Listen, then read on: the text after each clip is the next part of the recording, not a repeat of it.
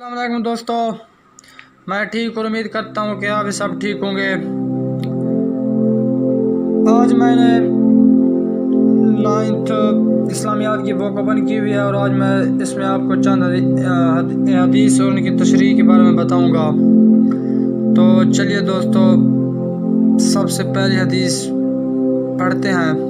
तर्जुमा: सबसे ज़्यादा फजीलत वाला अमल ला इलाहा इल्लल्लाह और बेहतरीन दुआ इस्तग़फ़ार है।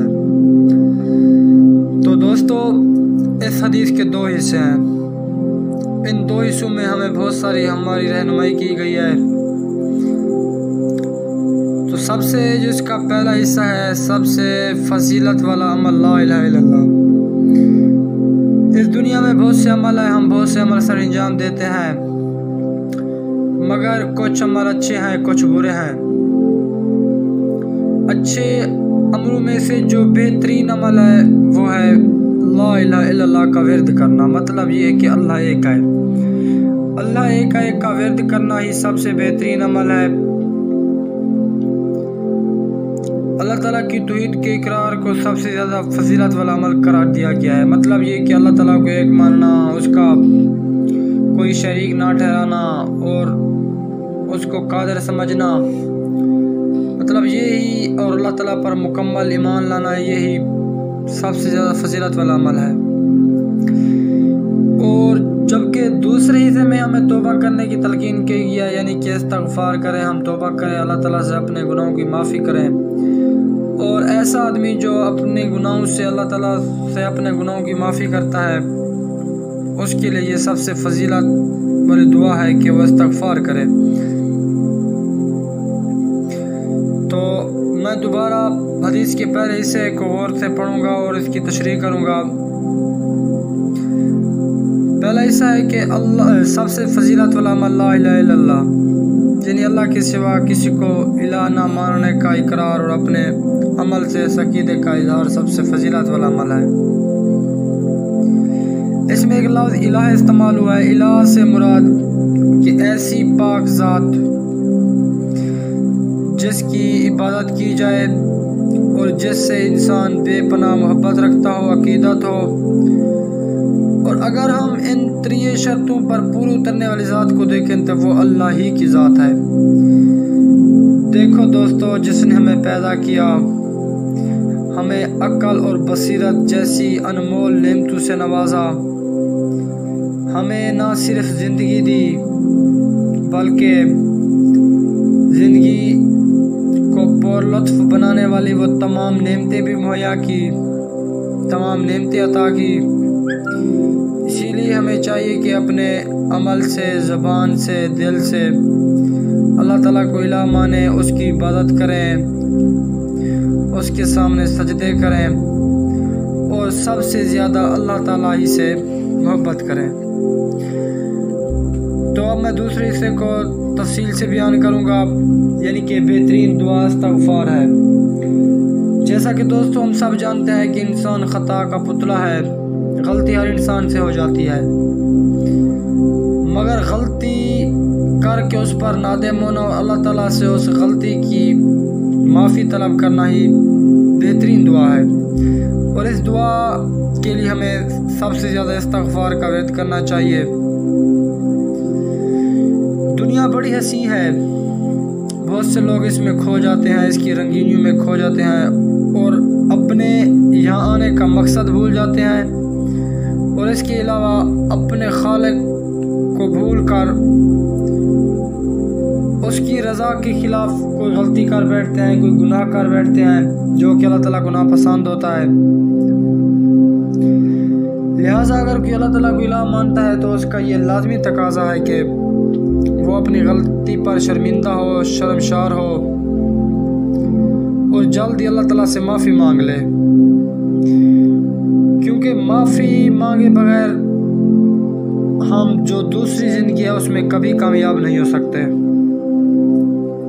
जो उखरी ज़िंदगी है उसके लिए हमें माफ़ी मांगना लाजमी है।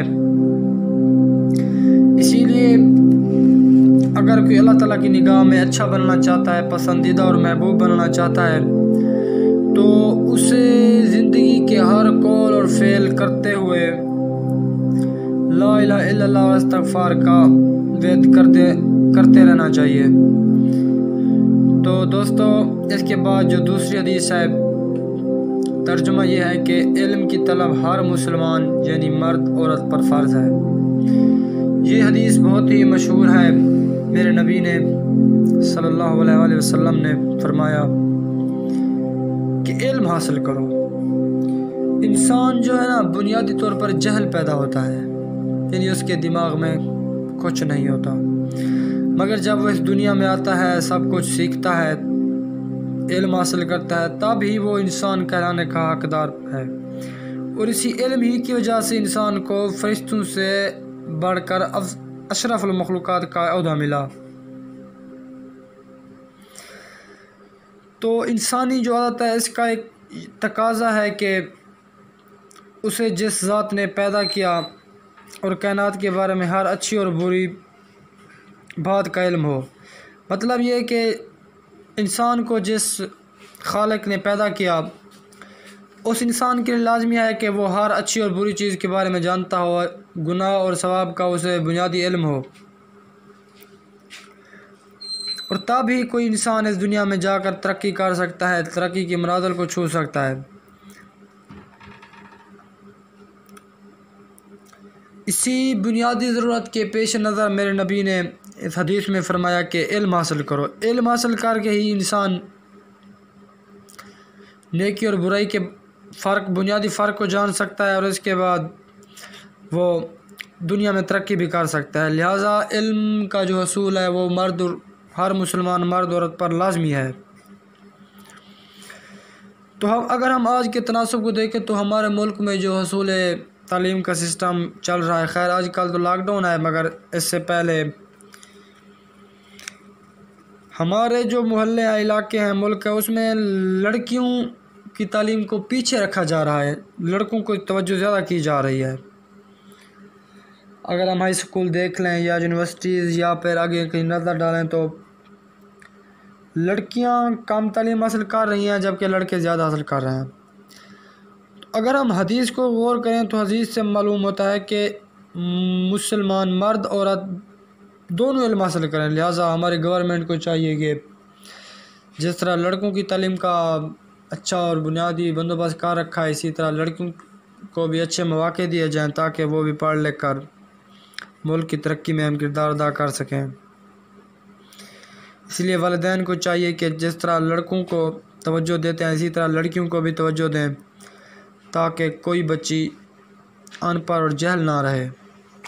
क्योंकि अगर कोई भी एक बच्ची अनपढ़ या जहल रह गई तो उसकी वजह से एक पूरा ख़ानदान अनपढ़ या जहल हो सकता है।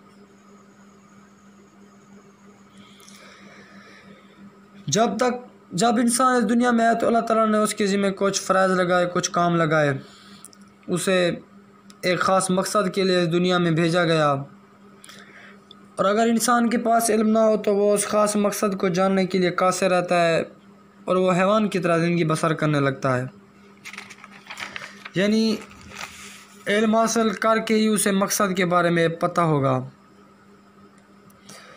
ये तो कन्फर्म बात है कि रोज़ माशर यानी क़यामत के दिन हमें अपने दुनिया में जो जो भी अमल किए उन सब का जवाब देना होगा, हिसाब चुकता करना होगा। इसीलिए हमें चाहिए कि हर नेकी का काम करें और हर बुराई और बदी से बचें और इल्म हासिल करें ताकि हम दुनिया और आखिरत दोनों में कामयाब हो सकें, गलत और अच्छे सफ़र में फ़र्क कर सकें और अल्लाह ताला की अदालत में भी सुरखरू हो सकें। क्योंकि जिस मालिक ने हमें पैदा किया, इतनी नेमतें अता की, ज़िंदगी दी, कम से कम हमें उसकी बात तो लाजमी करनी चाहिए। इसके बाद हदीस नंबर 3 है, तर्जुमा है, तुम में से बेहतर वो है जिसने कुरान सीखा और दूसरों को सिखाया। तो कुरान मजीद एक ऐसा अनमोल तोहफ़ा है जो कि हमारे प्यारे नबी सल्लल्लाहु अलैहि वसल्लम पर नाजिल हुआ और इसमें हर बात का इल्म है, हर बात महफूज कर दी गई है। तो यहाँ पर हदीस के बारे में कुछ यूँ बयान किया जा रहा है कि अच्छा आदमी वो है जिसने कुरान सीखा और दूसरों को सिखाया। तो इससे साबित ये होता है कि जो इबादतें हैं वो माज नमाज और रोज़े की तालीमात पर मुश्तमिल नहीं। यानी ऐसा नहीं कि एक आदमी है नमाज पढ़ता है रोज़ा रखता है बस उसकी इबादत मुकम्मल हो गई। कुरान को पढ़े और समझे बगैर भी उसकी इबादत नामुकम्मल है।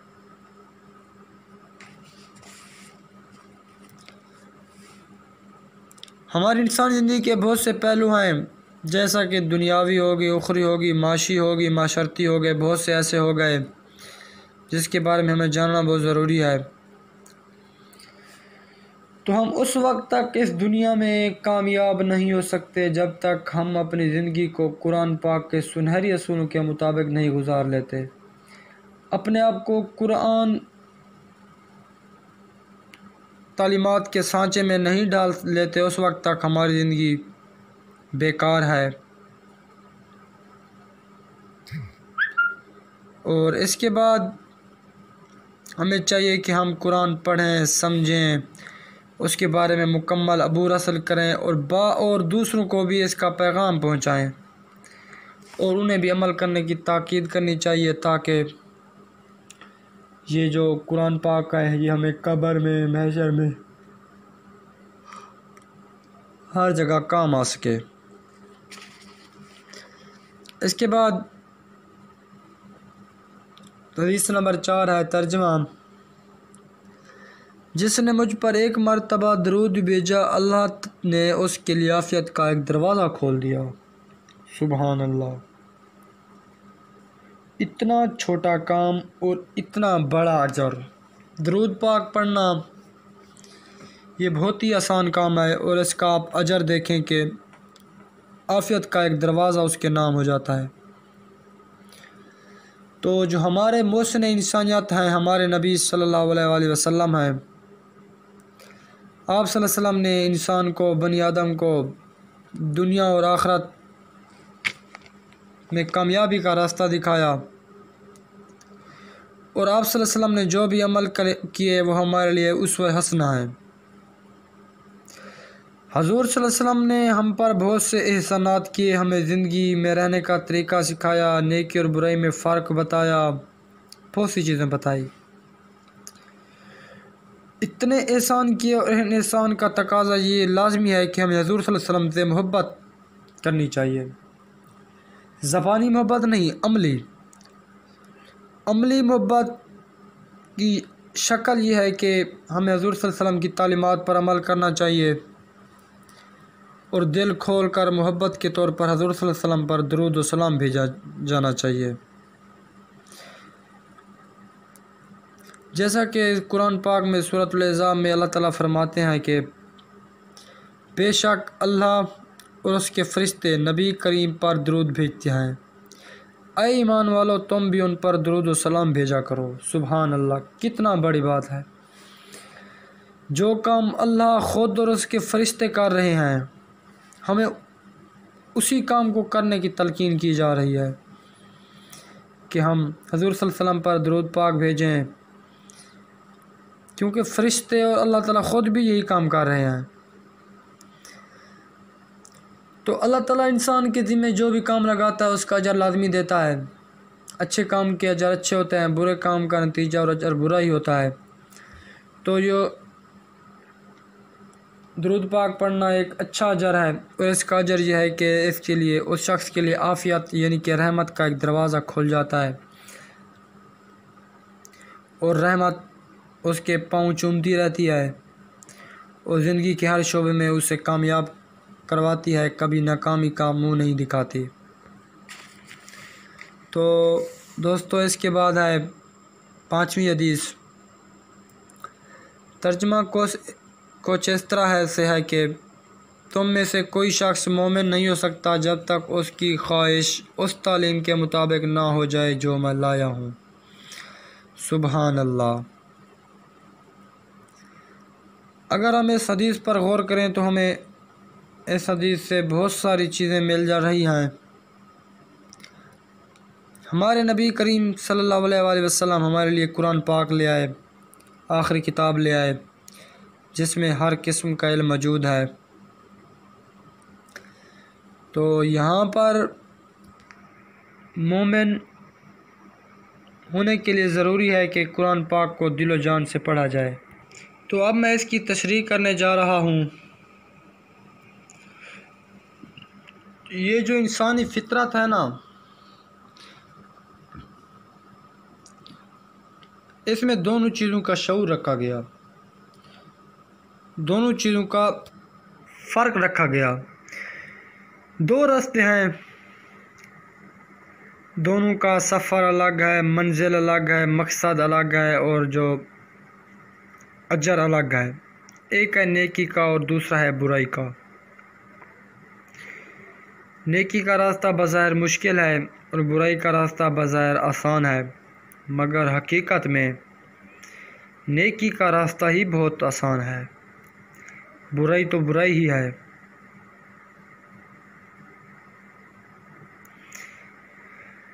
इसीलिए जो इंसान का मन है वो ज़्यादातर बुराई की तरफ मैल रहता है, बुराई करने को जी चाहता है, मगर उसे चाहिए कि वो अपने इरादों व अख्तियार पर काबू करे और अपने जज्बात, एहसासात और ख़यालात को हुज़ूर सल्लल्लाहु अलैहि वसल्लम की मर्ज़ी के मुताबिक ही इस्तेमाल करे और बुराई से बचा रहे, क्योंकि बुराई से हमारे नबी ने मना फरमा दिया। तो लिहाजा हमें भी चाहिए कि बुराई से नफ़रत करें, दूर रहें और नेकी का रास्ता इख्तियार करें। तो अगर कोई एक ऐसा शख्स है जो कि बुराई का रास्ता इख्तियार करता है, नेकी से दूर रहता है, फरमान पर अमल नहीं करता, तो वो ईमान की असल लज़्ज़त और चस्प से नावाकिफ़ रहता है।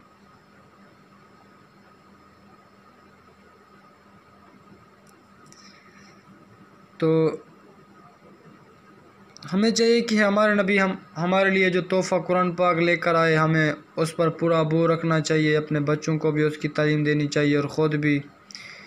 हमें कुरान पाक महज़ नेकियों की खातिर नहीं पढ़ना चाहिए, बल्कि उसे समझ कर पढ़ना ही असल मज़ा है। जैसा कि कुरान मजीद में उस जगह पर इरशाद है कि अल्लाह ताला ने फरमाया, जिसने मेरे रसूल की इताअत की गोया कि उसने मेरी इताअत की। यानी जिसने मेरे नबी का कहा मान लिया, मेरे नबी की सुन्नतों पर अमल कर लिया,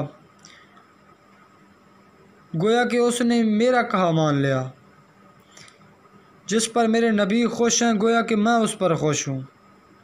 अल्लाह ताला ने अपने नबी की इतनी इज़्ज़त की कि नबी अगर किसी काम से राज़ी हैं तो अल्लाह भी राज़ी है, अगर नबी किसी काम से खफा हैं तो अल्लाह भी खफा है।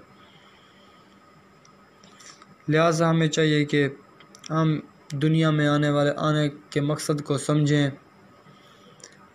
और नेकी का रास्ता इख्तियार करें, बुराई से बचे रहें। इसके बाद हदीस नंबर 6 है, तर्जुमा है, जिसने अल्लाह के लिए महब्बत की, अल्लाह के लिए बुग़्ज़ रखा और अल्लाह की रज़ा के लिए अता किया और अल्लाह के लिए रोका, उसने अपना ईमान मुकम्मल कर लिया। सुबहान अल्लाह।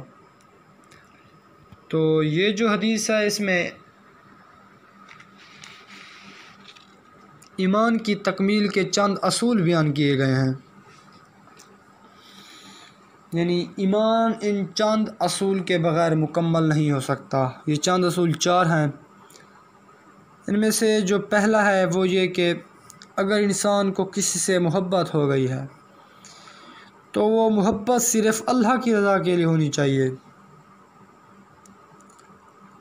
और इसके बाद अगर इंसान को किसी से नफ़रत हो गई है, बुग़्ज़ हो गया है, तो वो भी सिर्फ़ अल्लाह ही की रज़ा के लिए होना चाहिए। और अगर इंसान किसी को कुछ दे रहा है तो अल्लाह के नाम पर दे, अल्लाह की रज़ा के लिए दे।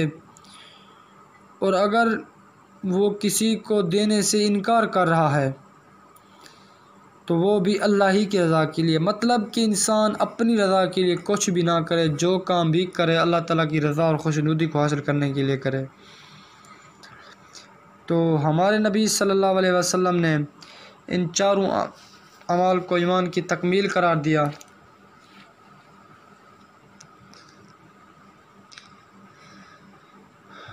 क्योंकि अल्लाह ताला बेहद मोहब्बत कर रखता है इंसानों से। अल्लाह ताला को अपने बंदे बहुत अजीज़ हैं, बहुत प्यारे हैं। अल्लाह ताला एक सगी माँ से भी 70 गुना ज़्यादा प्यार रखता है एक इंसान से। लिहाजा बदले में इंसान को भी चाहिए कि वो अल्लाह से मोहब्बत रखे, अल्लाह से उल्फत करे,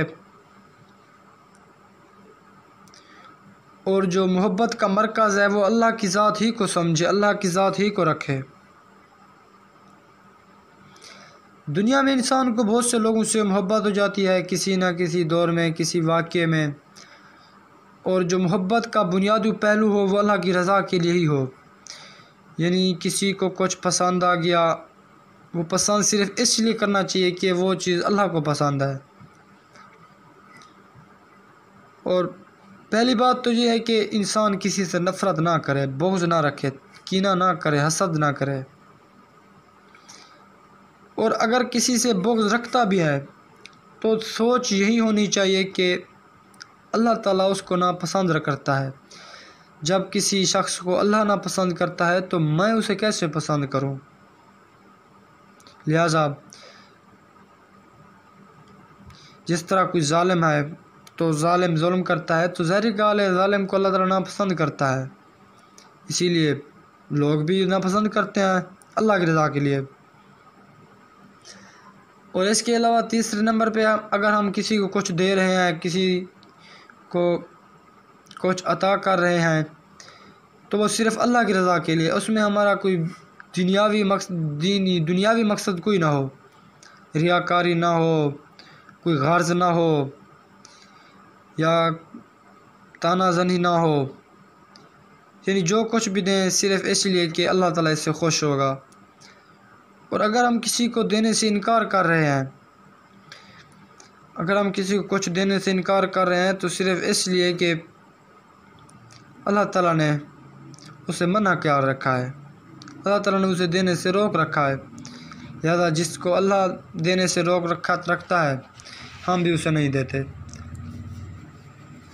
इसके बाद दोस्तों हदीस नंबर 7 है, तर्जुमा मैं पढ़ूँगा, हदीस आप देख रहे होंगे। वो हम में से नहीं जो हमारे छोटों पर रहम ना करे और बड़ों का एहतराम ना करे। सुभान अल्लाह।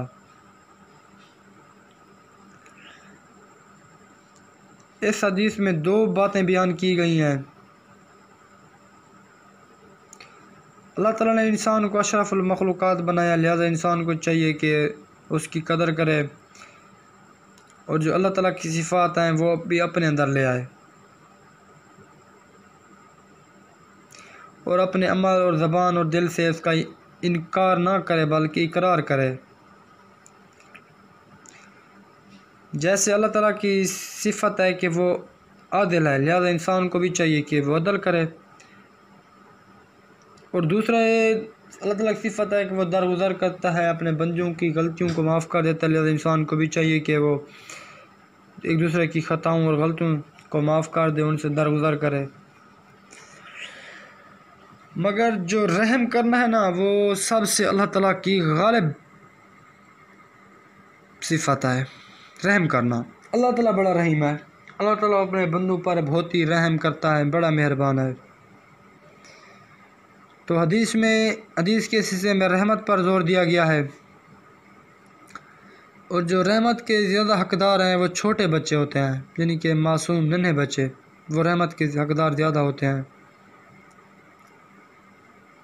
लिहाजा उन पर रहम करना चाहिए। और जो बड़े होते हैं वो इज़्ज़त के हकदार होते हैं। इसीलिए मेरे नबी सल्लल्लाहु अलैहि वसल्लम ने इरशाद फरमाया कि जो हमारे छोटों पर शफ़क़त और रहम से पेश नहीं आता और हमारे बड़ों की तकरीम और इज़्ज़त नहीं करता, वो हम में से नहीं।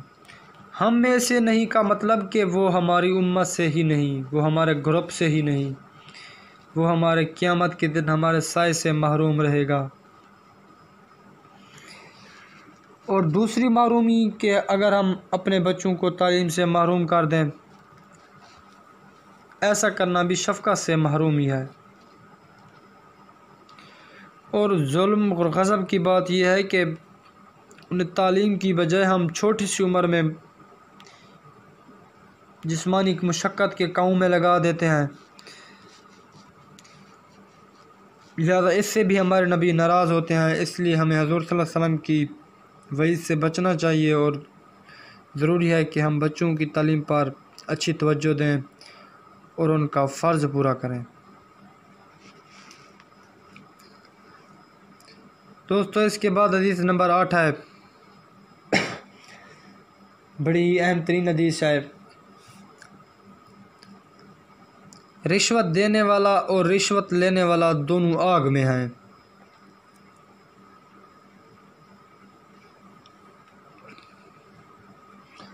रिश्वत आजकल एक बहुत ही गलत मर्ज़ है जो कि बहुत आम हो चुकी है। हर जगह रिश्वत चल रही है और रिश्वत का जो चलन है वो किसी कौम में उस वक्त तक मशहूर और आम हो जाता है जब तक उस कौम के हाकिम ख़त्म हो जाएं और वहाँ पर जुल्म का बाज़ार गर्म रहे। और जो लोगों के जायज़ हकूक़ हैं वो भी उनको ना मिले, तब रिश्वत का जो मंज़र है वो चल पड़ता है। रिश्वत की वजह से माशरती बिगाड़ और जुल्म पैदा होता है जो कि मुआशरे की एक बहुत ही ख़राब सूरत है। यानी कि मुआशरे में ऊंच झींक आ जाती है और जुल्म का बाज़ार गर्म रहने लगता है।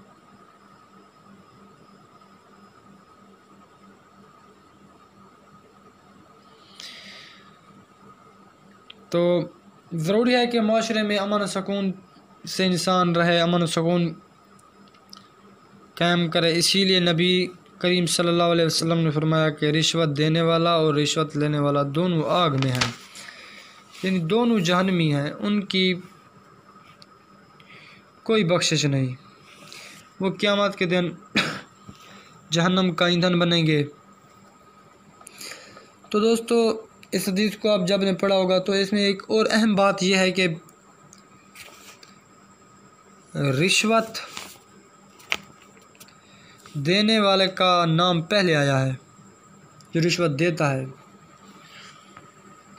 मतलब कि जो रिश्वत देता है वो भी इस गुनाह और इस सज़ा से नहीं बच सकता, उसे भी क़यामत के दिन सज़ा मिलेगी और मिलेगी। दोस्तों, हदीस नंबर 9 है, जिस शख्स ने किसी नाजायज़ मामले में अपनी कौम की मदद की, जिस शख्स ने किसी नाजायज़ मामले में अपनी कौम की मदद की तो उसकी मिसाल ऐसे है जैसे कोई ऊँट कुएं में गिर रहा हो और वह उसकी दुम पकड़ कर लटक जाए और ख़ुद भी उसमें जा गिरे। तो दोस्तों, हदीस कुछ बड़ी है, समझेंगे, इसे गौर करेंगे।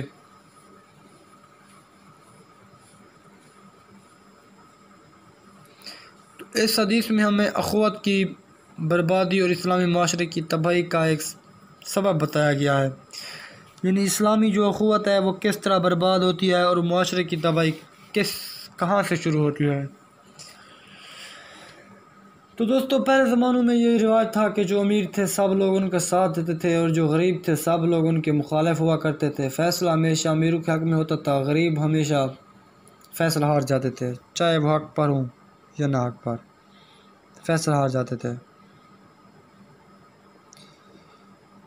तो जो ना हक़ पर होता है वो उसे सज़ा तो लाज़मी मिलती है, जो झूठ पर हो, बुराई पर हो, उसे सज़ा लाज़मी मिलती है। इसीलिए अगर एक कौम गलत रास्ते पर चल रही है, गलत काम कर रही है, गलत बातचीत है, गलत काम करती है, तो उस कौम को तो सज़ा मिलेगी लाज़मी, क्योंकि वो गलत काम करती है।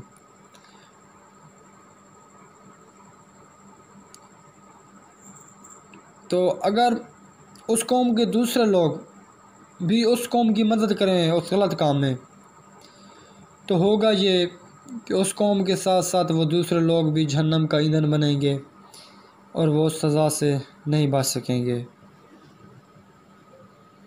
इसीलिए हमें चाहिए कि जो गलत और नाजायज़ काम है उनमें किसी का साथ नहीं देना चाहिए, चाहे वह अपने रिश्तेदार हों, भाई हों और कुंबे के फ़र्द ही क्यों ना हों। नाजायज़ कामों में उनका साथ हरगिज़ नहीं देना चाहिए। इसके बाद हदीस नंबर 10 है, करीबन 15 हदीसें मैं पढ़ूँगा। तर्जमा यह है कि यकीनन मोमिनों में से कामिल तरीन ईमान वाला वो है जो उनमें अखलाक के लिहाज से सबसे बेहतर है। तो यहाँ पर इंसान की अच्छा होने की एक खूबी और वजह बयान की गई है। तो अब मैं इसकी तशरीह रीड करने लगा हूँ। मेरा आपसे एक सवाल है जो सामीन है कि इंसान आईना इस्तेमाल क्यों करता है, शीशा इस्तेमाल क्यों करता है। Why a man use mirror वो क्यों करता है। वो अपना अक्स देखने के लिए एक मिरर का, शीशे का इस्तेमाल करता है ताकि जो उससे अपनी सूरत है वो उस पर नज़र आ जाए, अपनी ज़ाहिरी सूरत। इसी तरह असल सूरत जो है वो इखलाक है। शीशा तो सिर्फ इंसान की बज़ाहिरी सूरत को दिखाता है, मगर जो इखलाक है ना, असल सूरत इंसान की इखलाक से पता चलती है, ज़बान से पता चलती है, उसकी बोल चाल से पता चलती है।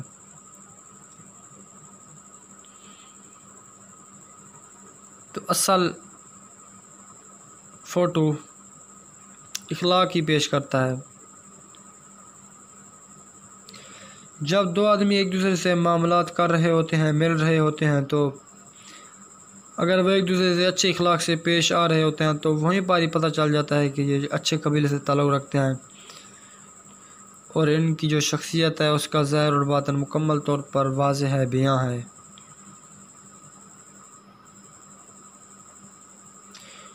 और एक दूसरे से मोहब्बत से पेश आना यानी हुस्न खुल्क, ये वो वहद अमल है जिस से आपस की नफ़रतों को हम ना सिर्फ के मोहब्बत में तब्दील कर सकते हैं, मतलब ये कि जो अपनी दरमियानी नफ़रतें हैं उनको ना सिर्फ मोहब्बत में तब्दील कर सकते हैं बल्कि दुश्मन के दिल में अपनी जगह भी बना सकते हैं, सिर्फ हुस्न अखलाक की वजह से। हुस्न अखलाक एक ऐसी तलवार है कि हम मोहब्बत पैदा करके उसके दिल में घर बना सकते हैं।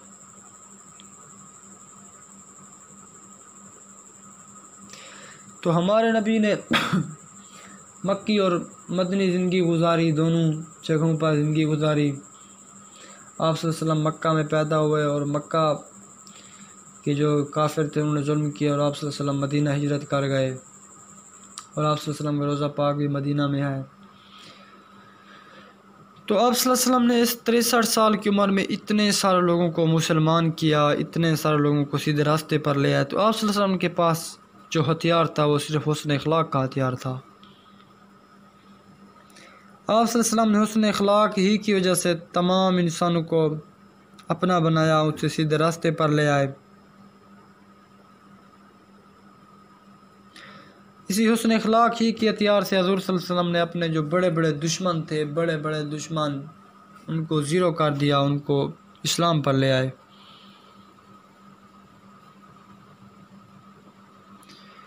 हुस्न खल्क को अपनाने की शर्त सिर्फ मुसलमानों के लिए नहीं बल्कि तमाम इंसानों के लिए है। हुस्न खल्क को सिर्फ मुसलमान ही नहीं अपनाते बल्कि पूरी दुनिया को अपनाना चाहिए। और जो हुस्न अखलाक है इस ईमान की तकमील का पैमाना है, यानी कि इस इस्लाम की तकमील है।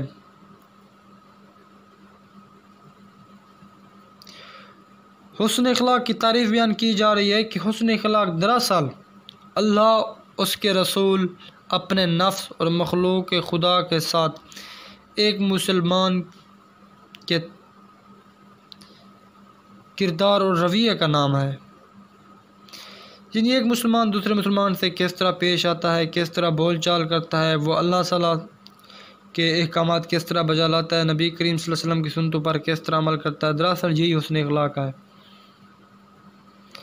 और अगर किसी इंसान का ये हुस्न अखलाक अच्छा है, मुनासिब है, मौजू है, तो उसे हुस्न अखलाक ही कहा जाएगा। और अगर किसी मुसलमान का हुस्न अखलाक अच्छा नहीं तो ये बुरा अखलाक कहते हैं इसे। गलत आदमी, बुरा अखलाक मतलब इसे बुरा अखलाक ही कहा जाएगा। तो इसके बाद हदीस नंबर 11 है, तर्जुमा मैं पढ़ूँगा, हदीस आप खुद से देख लेना। नमाज दीन का सतून है। जिसने नमाज को कायम किया गोया उसने पूरे दीन को कायम किया, और जिसने नमाज को स्किप कर दिया, तर्क कर दिया, गोया कि उसने पूरे दीन को स्किप कर दिया। यह हदीस हमें नमाज की अहमियत के बारे में बता रही है।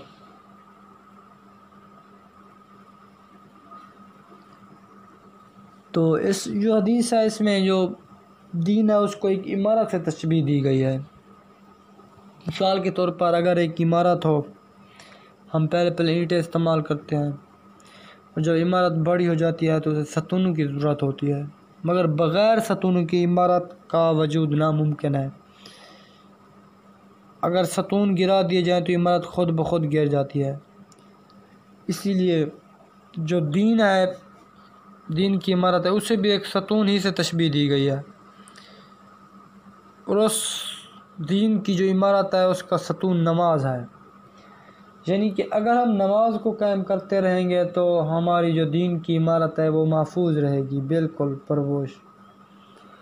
और अगर हम नमाज को छोड़ देंगे तो जो दीन की इमारत है, सतून है, वो नीचे गिर जाएगा और हमारा ईमान सब का सब ज़ाय चला जाएगा। तो इसमें नमाज की अहमियत बयान की गई है।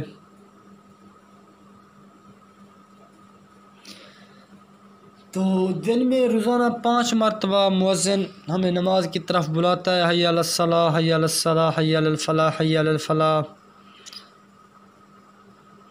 मुअज़्ज़िन फ़लाह और नमाज की तरफ उसे बुलाता है। अगर वो मुक़्तदी उसकी पुकार सुन लेता है, उस पर अमल करता है और नमाज अदा करने के लिए मस्जिद में चला जाता है, तो इससे अल्लाह ताला बहुत खुश होता है। गोया कि वो आदमी सदाकत की गवाही दे रहा होता है। इसके अलावा एक और बात यह है कि अल्लाह ताला से ताल्लुक़ और राब्ता सिर्फ नमाज ही की वजह से होता है। अगर नमाज छोड़ दी तो अल्लाह ताला से जो ताल्लुक़ और राब्ता है वो भी ख़ुद ब खुद छूट जाता है, ख़त्म हो जाता है। तो इसके बाद हदीस नंबर 12 है। मैं तर्जुमा पढ़ूँगा, हदीस आप ख़ुद देख लेना। जब तुमने जुम्मा के दिन अपने साथी से ये कहा खामोश हो जाओ,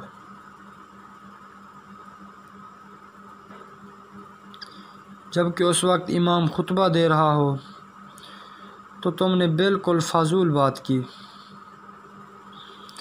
तो जी दोस्तों, इस हदीस में जुम्मा के अदाब बयान किए गए हैं। एक अहम तरीन अदाब है। वैसे तो इल्म के भी बहुत से अदाब हैं। इल्म का पहला अदाब यह है कि जहाँ भी इल्म की बात हो रही हो उसे खामोशी और तवज्जो से सुना जाए। जहाँ भी वसीयत की जा रही हो उससे पूरा फ़ायदा उठाया जाए और बात को तवज्जो से सुनना चाहिए। अगर एक इल्म की बात बयान की जा रही हो, अगर उसे तवज्जो से सुना ही ना जाए तो उस पर अमल क्या खाक करेंगे, और जब उस पर अमल ही ना होगा तो क्या दूसरों को तलकीन खाक करेंगे। इसीलिए ज़रूरी है कि जहाँ भी इल्म की बात बयान की जा रही हो उसे गौर और तवज्जो से सुनना चाहिए। इसी तरह जुम्मा के दिन भी, जुम्मा की नमाज में भी जो इस्लाम खुतबा देता है मौलवी साहब, वो इस्लामी तालीम के बारे में होता है और उसमें हमारी रहनुमाई भी शामिल है। इससे उसे खामोशी और तवज्जो से सुनना जाना चाहिए। और अगर उस खुतबे के दौरान कोई एक आदमी बातचीत कर रहा है तो उसे खामोश कराने की भी इजाज़त नहीं हमें, मतलब कि इतना हमें तवज्जो और लगन से खुतबा सुनना चाहिए कि हम किसी को खामोश भी नहीं करा सकते। मतलब कि एक आदमी बात कर रहा है या किसी और काम में लगा हुआ है, अगर हम उसे खामोश करते हैं तो यकीनन दूसरे लोगों की भी तवज्जो खुतबे से हट कर उस निकम्मे आदमी की तरफ मुंतकिल हो जाएगी और इसी तरह जो निज़ाम है वो धर्म भरम हो जाएगा और सुनने का जो अमल है वो भी मुतासर होगा। इसीलिए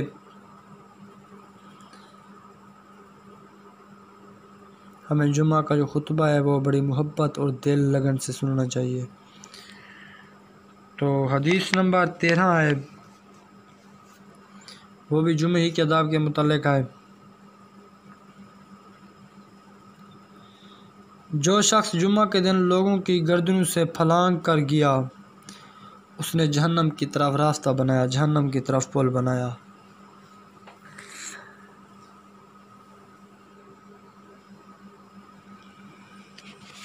तो इस हदीस में हमें कुछ मजलिस के किसी भी मजलिस के आदाब बयान किए गए हैं, किसी भी मजलिस के आदाब बताए गए हैं। तो आदाब हैं एहतराम इंसानियत हो गई, तहजीब हो गया, सलीका, नज़्म व ज़ब्त की तरफ तवज्जो दिलाई गई है।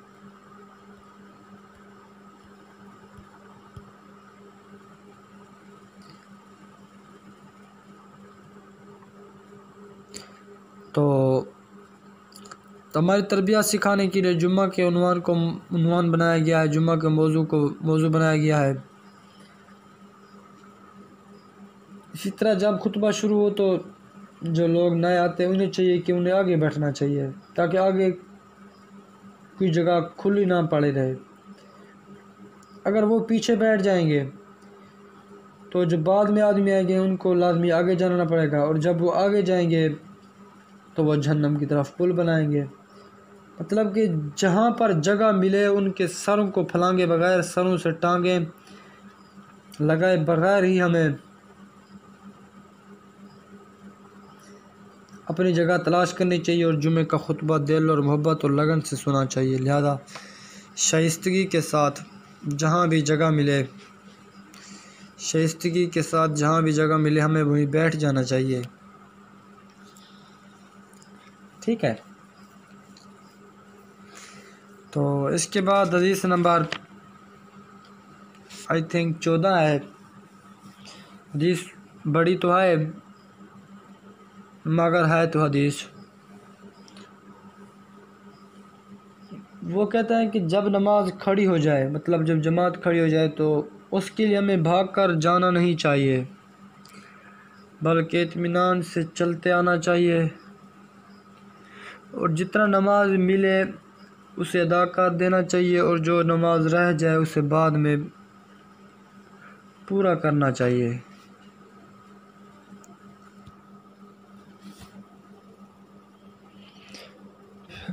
तो इस हदीस में हमें बाजमात नमाज अदा करने की तरफ तलकीन की गई है, तवज्जो दिलाई गई है। पहली बात तो यह है कि हमें बाजमात नमाज अदा करने के लिए मस्जिद में वक्त पर पहुंच जाना चाहिए और पहली साफ में होकर तकबीर उला में शरीक होकर नमाज अदा करनी चाहिए। अगर बिलफर्ज किसी मजबूरी और किसी काम की वजह से हम लेट हो जाते हैं और जमात शुरू हो जाती है तो हमें भाग कर उसमें शामिल नहीं होना चाहिए बल्कि शाइस्तगी के साथ जाना चाहिए और जितना रकातें नमाज के साथ बाजमात नमाज के साथ मिले उन्हें पूरा कर अदा कर लेना चाहिए और बाद में जो बचे उन्हें बाद में पूरा कर लेना चाहिए।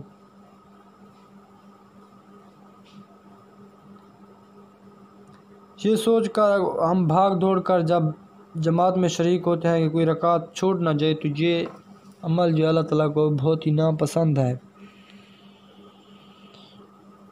इसके अलावा इंसानी अदाब और वक़ार के ख़िलाफ़ भी है।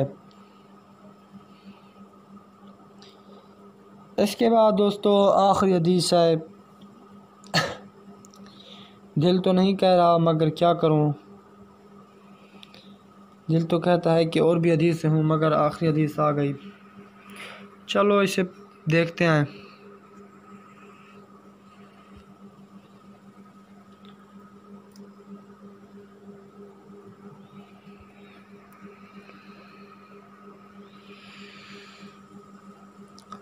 जिसने ईमान और अजर की नीयत से रमज़ान के रोज़े रखे, मतलब ईमान और अजर की नीयत से, और रातों को टिक्का क़याम किया, तो उसकी जो साबका गुनाह है वो माफ़ कर दिए जाएंगे। इस हदीस में रमज़ान की कदर बयान की गई है, रोज़े की कदर बयान की गई है। रोज़ा इस्लाम का एक अहम रुकन है। ये तीसरा रुकन है, इस्लाम का एक अहम तरीन रुकन है। इस महीने में इंसान में सब्र पैदा होता है, मोहब्बत, दीनी मिजाज, तकवा, सब चीज़ें पैदा कर देता है। ये नेकियों की फसल बहार भी करार दी जाती है, क्योंकि इसमें बहुत ज़्यादा इंसान को करार मिलता है, नेकियां मिलती हैं, गुनाह माफ़ हो जाते हैं। तो जो शख्स ये सोच कर रोज़े रखे कि अल्लाह ताला मुझे इसका अजर देगा, और जब तीसरा अशरा शुरू हुआ रमज़ान मुबारक का, तो करीबी मस्जिद में जाकर इत्तिकाफ़ में बैठ गया, अल्लाह ताला से दुआएं करता रहा, रोता रहा, पीटता रहा, अल्लाह ताला से अपने गुनाहों की तलाफ़ी मांगता रहा, माफ़ी मांगता रहा, तो अल्लाह ताला उस आदमी से बहुत खुश होता है और उसके जो गुनाह होते हैं पिछले, वो सब के सब माफ़ कर देता है।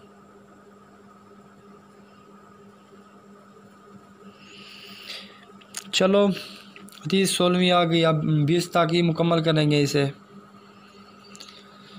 तो 16वीं हदीस है कि रोज़ादार के लिए 2 खुशियाँ मुबारक हैं। मतलब कि रोज़ादार को 2 खुशियाँ मिलेंगी। एक खुशी जब वो रोज़ा इफ्तार करेगा, और दूसरी खुशी जब वो अपने रब से मुलाकात करेगा। सुभान अल्लाह, क्या बात है यार। रोज़ा दिखने को तो एक मुशक्क़त वाली इबादत है, एक थका देने वाली इबादत है बज़ाहिर रोज़ा, मगर इसका हकीकी मकसद कुछ और ही है।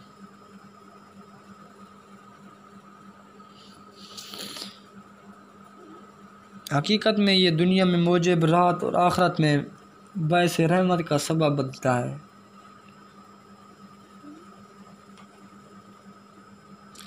जो रोज़ादार है वो दिन भर बग़ैर खाए पिए रहता है, कोई ना कुछ खाता है ना पीता है, बस अल्लाह की इबादत करता रहता है, रोज़े नमाज अदा करता है, और जब इफ्तारी होती है तो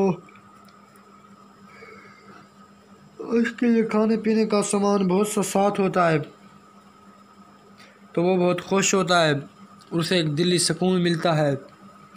ये सुकून तो थोड़ा सा है, और जब क़यामत के दिन वो ज़िंदा होगा और अपने रब से मुलाकात करेगा, तो उस दिन उसकी खुशी की कोई इंतहा ना होगी।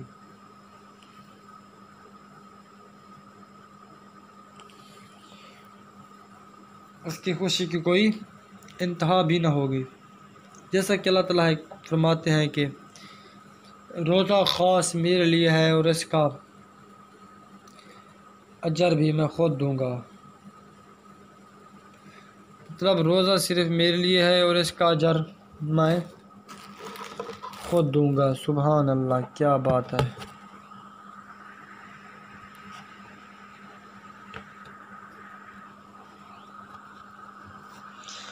इसके बाद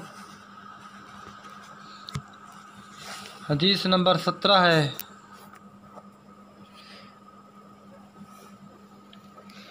जिसने अल्लाह ताला के घर का हज किया और उसके अरकान पूरे अदा किए, और ना ज़बान से किसी को तकलीफ़ दी और ना ही हाथों से, तो उसके पहले गुनाह माफ़ कर दिए गए।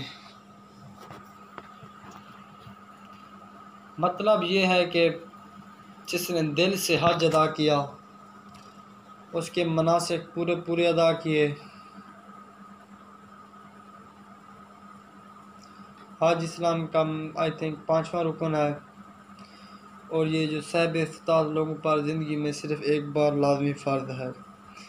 फ़र्ज है लोगों पर कि बैतुल्लाह का हज अदा करें। हर साल दुनिया के लाखों करोड़ों मिलियन लोग हज अदा करने खाना काबा बैतुल्लाह शरीफ में जाते हैं। वहाँ बहुत से लोग होते हैं, लिहाजा वहाँ ज़रूरी है कि इंसान को सब्र तहम्मुल से काम लेना चाहिए, जल्दबाजी नहीं करनी चाहिए, बुर्दबारी से काम लेना चाहिए, बुर्दबारी को साथ में रखना चाहिए, और वहाँ पर ना ज़बान से किसी को कुछ कहना चाहिए गलत बात, और ना ही हाथ से किसी को तकलीफ़ देनी चाहिए, किसी को डांटना चाहिए।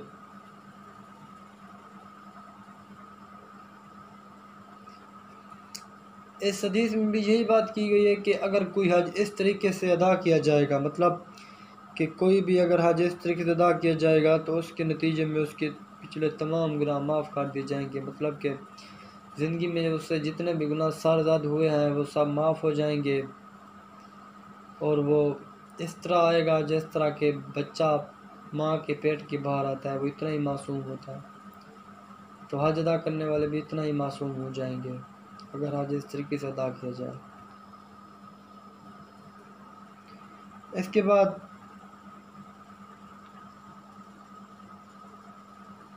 हदीस नंबर 18 है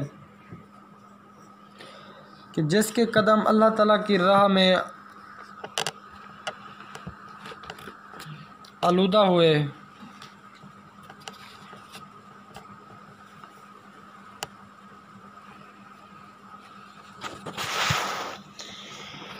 जिसके कदम अल्लाह ताला की राह में गुबार आलूद हुए, मैले हुए, तो अल्लाह ताला ने उस पर आग हराम कर दी।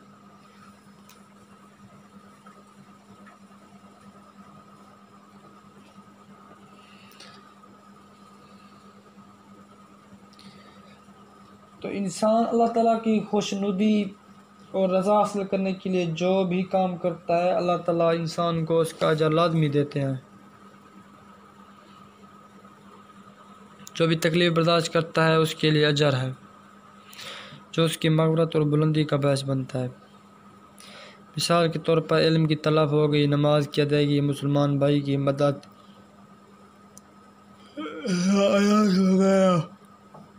है। अगर कोई शख्स अल्लाह के दीन की दावत तबलीग के लिए निकले और रास्ते में धूल मिट्टी की वजह से उसके पाँव हैं वो मैले हो जाएं, तो ये उसके लिए कामयाबी का ज़रिया होगा, और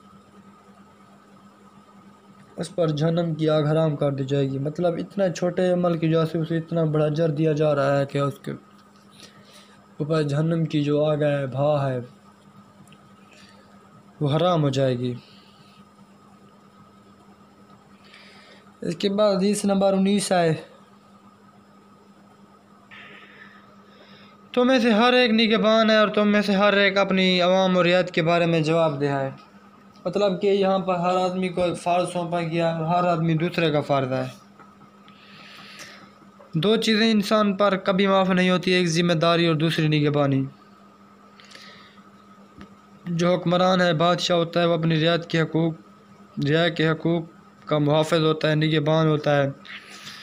इसी तरह जो माँ बाप हैं वो अपनी औलाद की तालीम के सिलसिले में जवाबदेह हैं। हत्ता कि किसी एक दफ्तर का कारकुन भी अपने कामों का ज़िम्मेदार होता है, और इस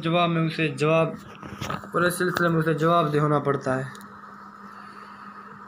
इसीलिए हमें चाहिए कि अपने कौम को ज़िम्मेदारों को दियानत और मेहनत से अदा करें।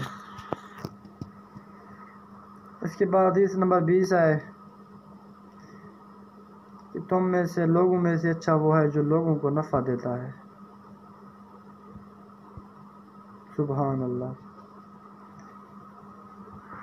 कुरान मजीद में ये वाक़या कई बार और कहीं बहुत सी जगहों पर इस्तेमाल हो चुका है, बार बार बयान हो चुका है कि इज़्ज़त और कामयाबी उन्हीं लोगों को मिलती है जो अल्लाह ताला की मखलूक को फ़ायदा पहुँचाते हैं, इंसानियत की खिदमत करते हैं, फलाह बहबूद के लिए कोशा रहते हैं।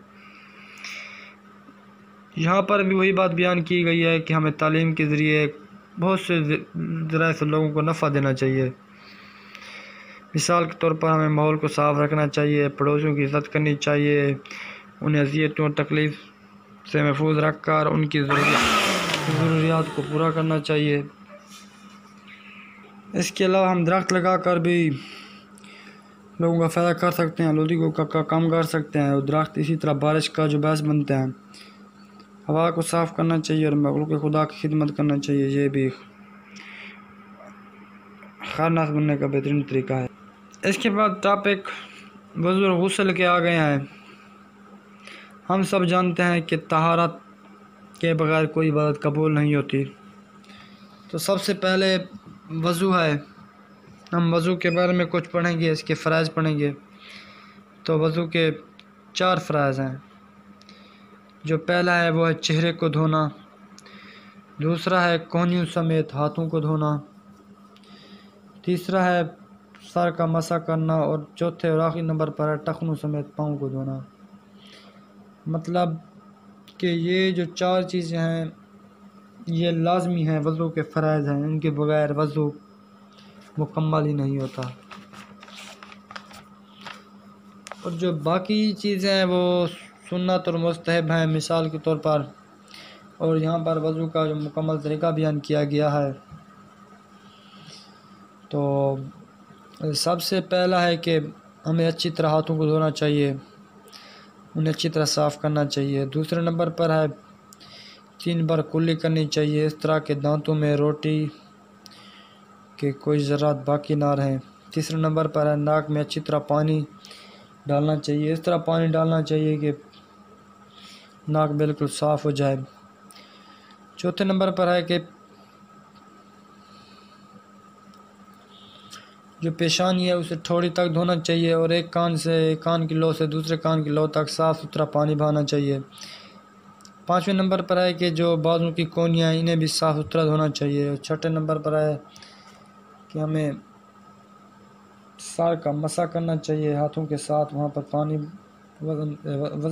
मसे का तरीका भी बयान किया जाएगा। बाद में है कि टखनों समेत दोनों पाँव को धोना चाहिए। तो इसके बाद ये है कि जब हम वज़ू कर रहे होते हैं कि ये ख्याल रहे कि पहले दायां हिस्सा और फिर बायां हिस्सा धोया जाए। तो वज़ू करते हुए अज़ा को हमें 3 बार धोना चाहिए, वॉश 3 टाइम्स। तो इसके बाद गुस्ल है। गुस्ल के 3 फ़राइज़ हैं। सबसे पहले है कुली करना।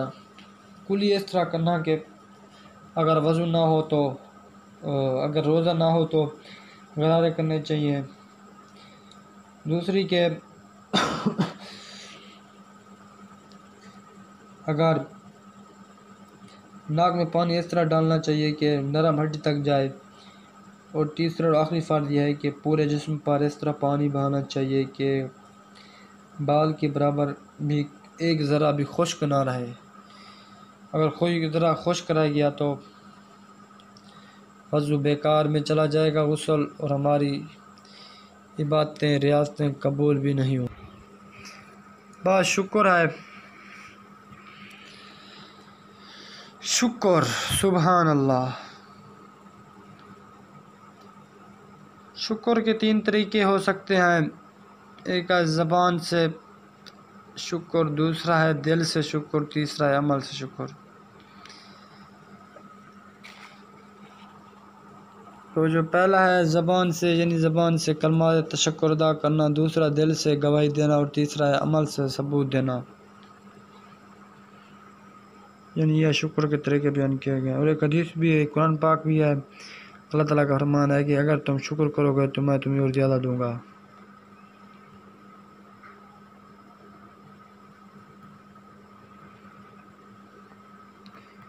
अगर तुम शुक्र करोगे तो मैं तुम्हें और ज़्यादा दूंगा। इसलिए हमें शुक्र से काम लेना चाहिए। दूसरे बाद में है सब्र। सब्र के बारे में है कि बेशक अल्लाह ताला सब्र करने वालों के साथ है। बेशक अल्लाह ताला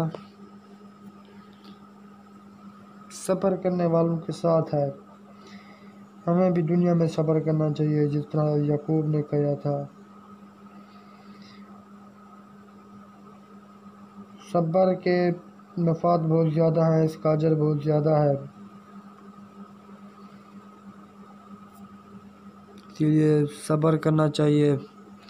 सब्र और शुक्र दोनों करने चाहिए और अल्लाह ताला की नेमतों से मुस्तफ़ीद भी होना चाहिए। इसके बाद आइली ज़िंदगी है आ गई है, यानी कि ख़ानदानी ज़िंदगी, ख़ानदानी लाइफ।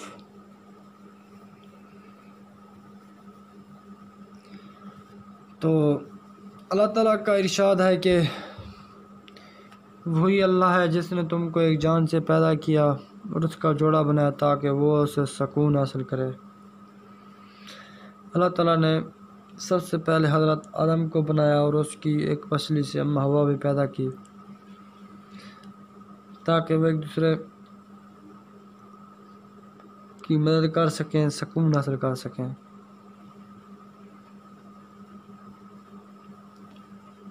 तो यहाँ पर रिश्ता अज़वाज को एहसान का नाम दिया गया है, जिसका मतलब है किला बंद होकर महफूज रह जाना,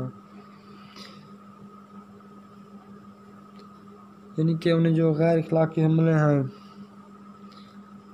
उनसे बचाव के लिए महफूज हसार मिल जाता है। वरना फितरत के वो मकासद हासिल नहीं होते जो वो अपने सामने रखती है।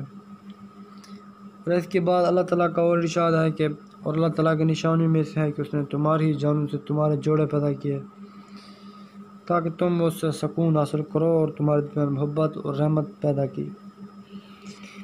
यानी अल्लाह ताला ने जोड़े सिर्फ इसलिए, इंसानों के जोड़े सिर्फ इसलिए बनाए कि उनके दिल में मोहब्बत और रहमत की फ़िज़ा पैदा हो।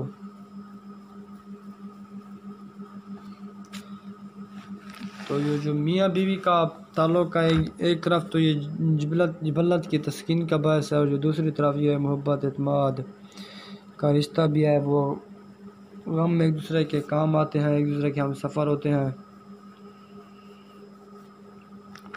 यहाँ पर लिखा हुआ है कि इसके बाद ज़ौजैन के हकूक़ फ़राज़ है। ज़ौजैन मतलब मियाँ बीवी के हकूक़ फ़राज़, मियाँ के जो हकूक़ हो गए वो बीवी के फ़राइज़ होंगे और जो बीवी के हकूक़ हो गए वो मियाँ के फ़राइज़ होंगे। मिसाल के तौर पर बीवी के हकूक़ ये हैं कि उसे मारना नहीं चाहिए, उसे रोटी, कपड़ा, मकान, रिहायत देना चाहिए।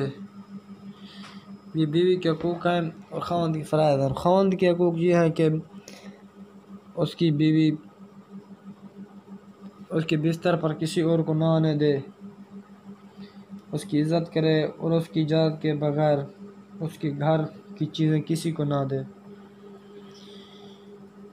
ये ख़ावंद के हकूक़ हैं और बीवी के फ़राइज़ हो गए। तो हमारे नबी करीम सल्लल्लाहु अलैहि वसल्लम ने फरमाया कि तो में से बेहतर वो है जो अपने घर वालों के लिए बेहतर, और मैं अपने घर वालों के लिए सबसे बेहतर हूँ। सुबहान अल्लाह।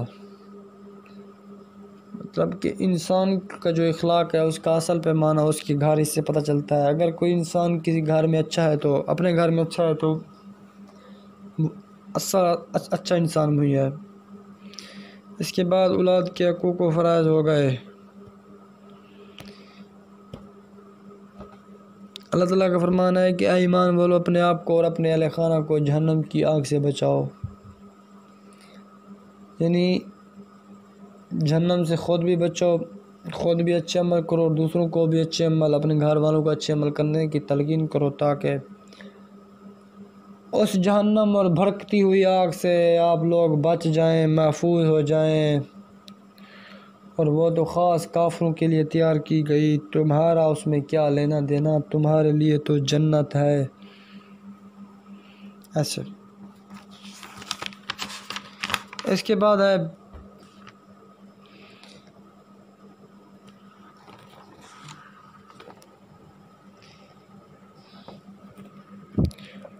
हदीस है कि कुरान पाक अल्लाह ताला का फरमान है कि उन दोनों को तक ना को और ना ही झिड़को और उनसे नरमी से बात करो, रहमत के साथ आजी के पाँव बिछा दो।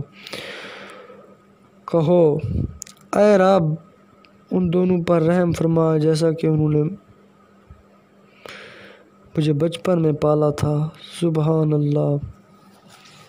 तो यहाँ पर औलाद के फ़राइज़ और माँ बाप के हकूक़ बयान किए गए हैं कि माँ बाप की इज़्ज़त करनी चाहिए, रहमत के साथ आजिज़ी के पाँव बिछाने चाहिए।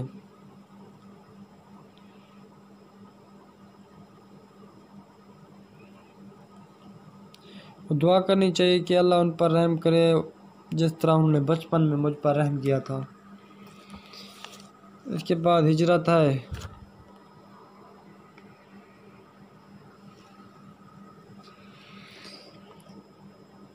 हिजरत के मानी है कि इंसान अगर एक जगह को छोड़कर दूसरी जगह चला जाता है तो वो हिजरत है।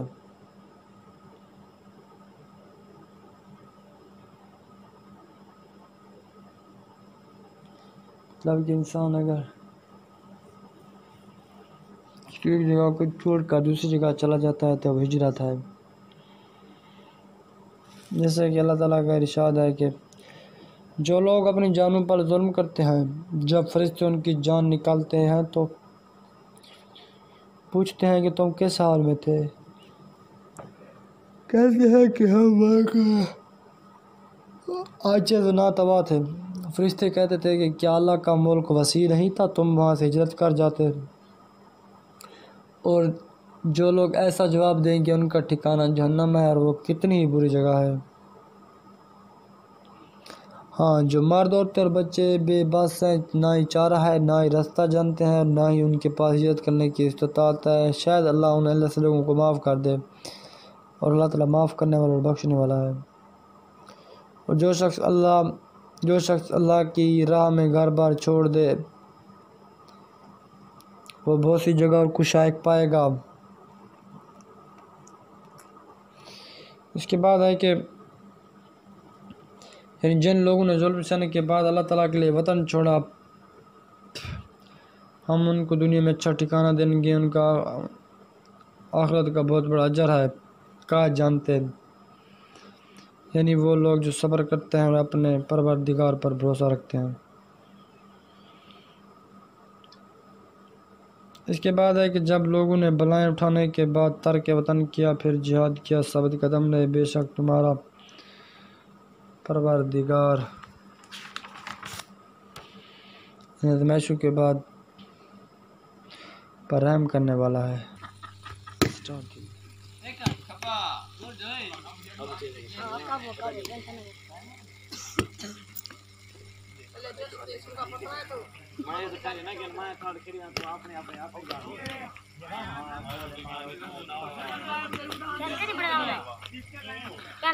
शेर बजा देगा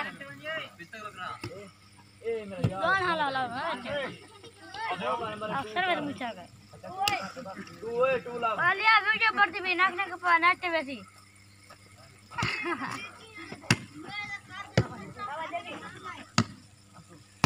आंसू खत्ता में शादू खत्ता में शादू खत्ता में भाई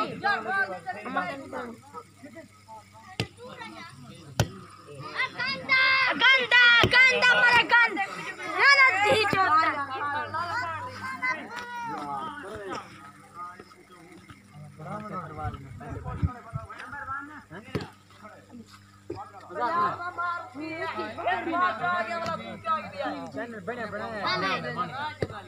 पैसे यहाँ सब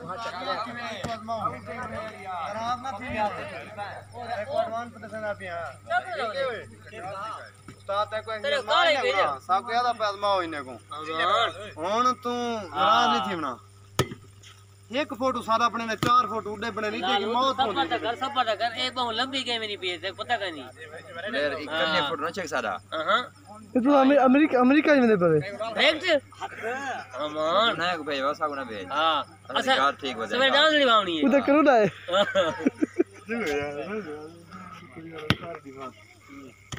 यार क्या है ठीक है तेरे वाले वक्त टाइम ला बनी है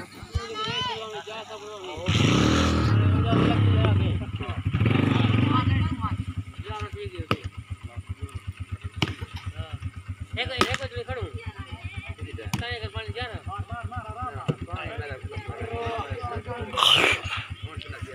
वो पे करो तो लाइव करा रहे हैं हां सैंपल बड़े जिंदाबाद है जी है छोटी नरी अरे खबा चोला नहीं लगाया यो वैसी है चोला नहीं लगाया तूने ये मेरा खबा वोट राइट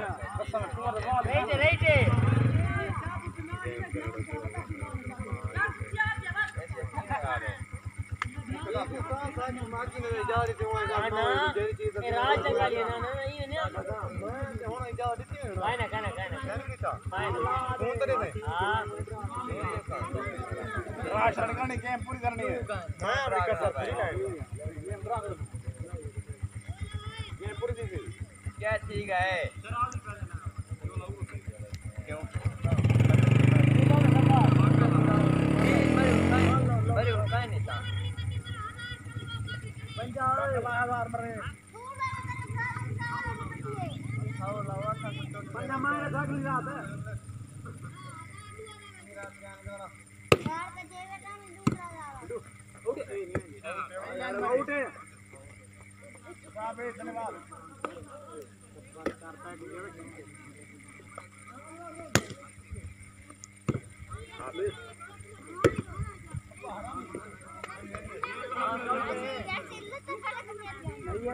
तुम्हें विराम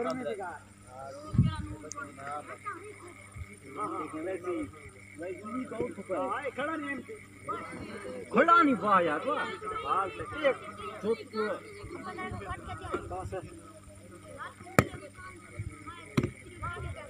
मार आउट है बेटा बंदा पहले पीछे थी आज के हाथ मन क्या करा यार वो ही में आता था तो आप सुना दिया कौन है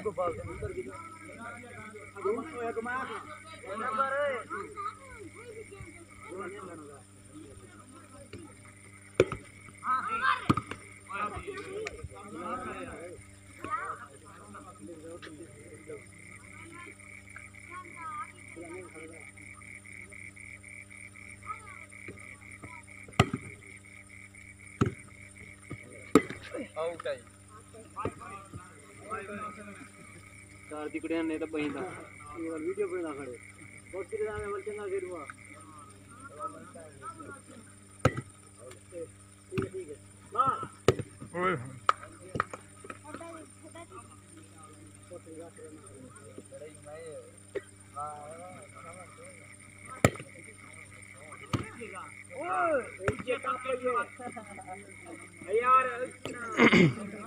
यार हवा जोर चला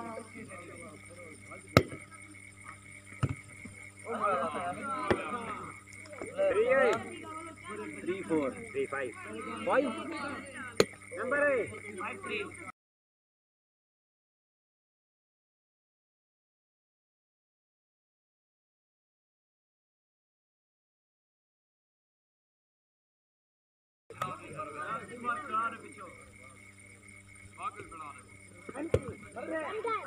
दियो कुछ करे सी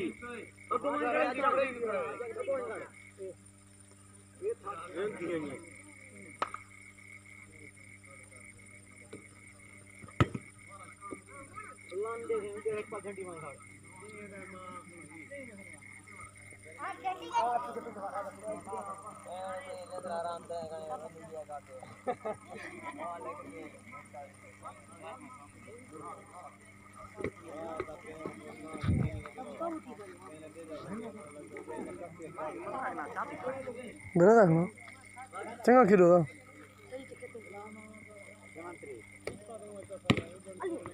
यार तू पीछे क्या करने गया मेरे जाते मैं बात देते हाथ में हां ना तेरा मेरी सीधी टाइम आ जाता यार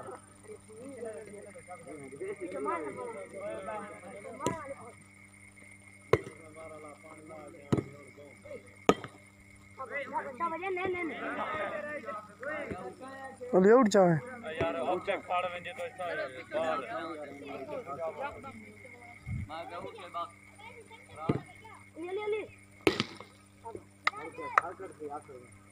चुप पता कर मर रहा हूं ओके ना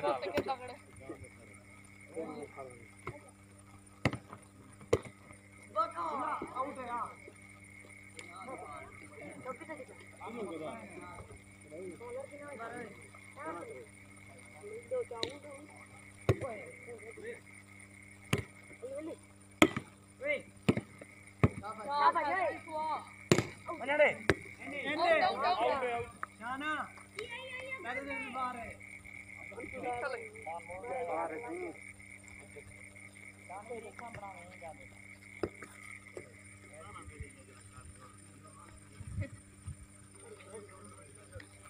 ये तो तना थी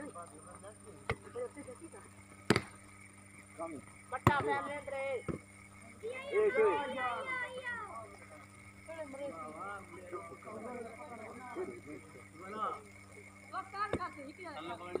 एर खरी ओए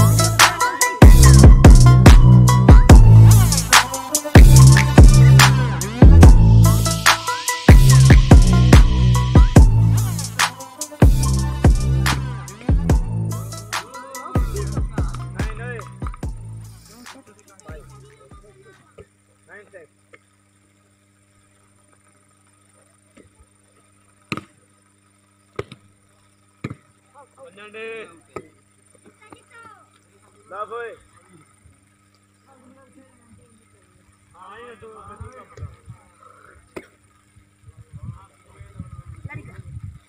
दाची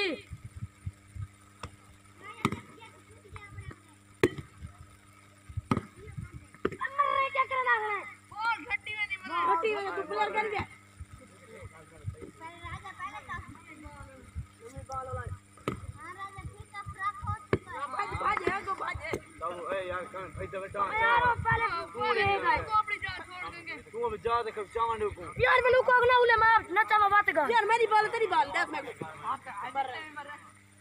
ए जो सर तुआनी पे जवान यार खुद गए उठा लो भाई रहते हैं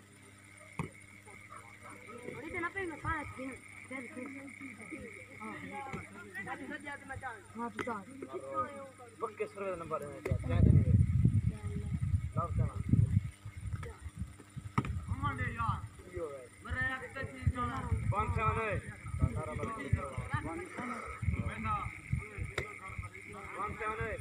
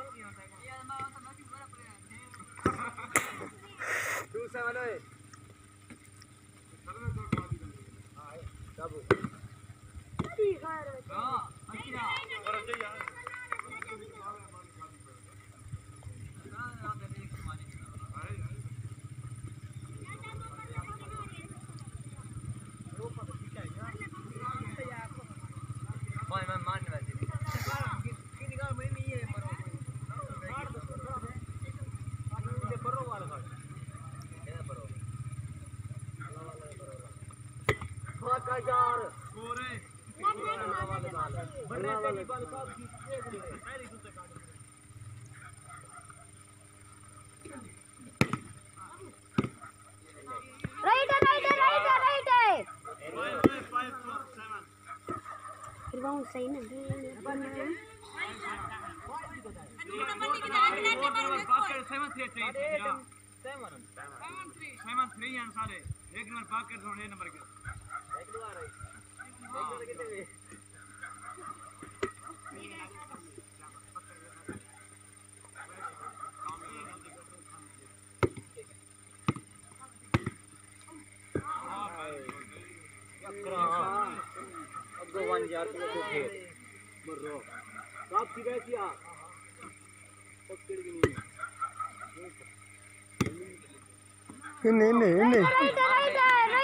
चल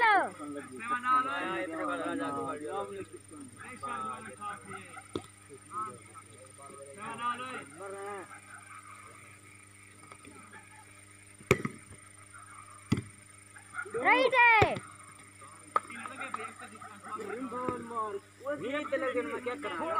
ए लकीर है राजा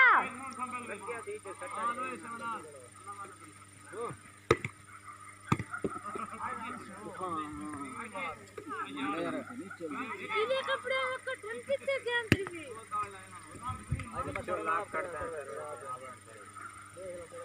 पहले कपड़े को ढप पीछे ज्ञान थी राजा ए लकीर है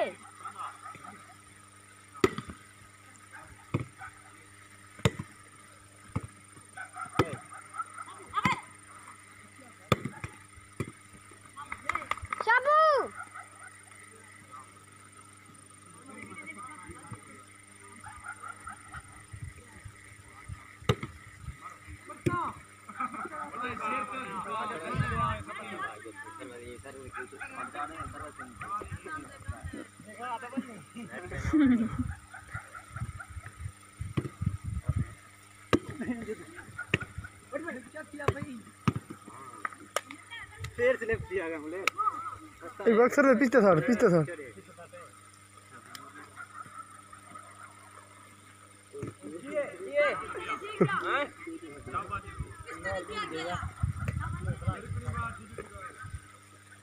एक घंटा एक खड़ी है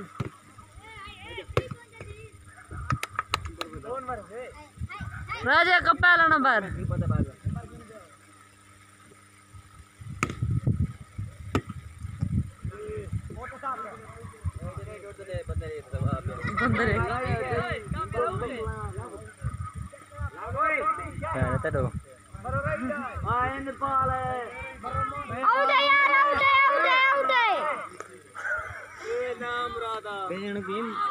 दे पैसे लगे पाने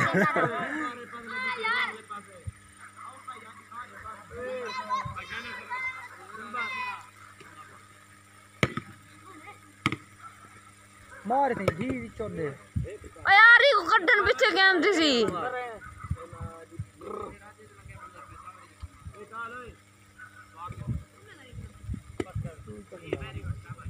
ओली कही है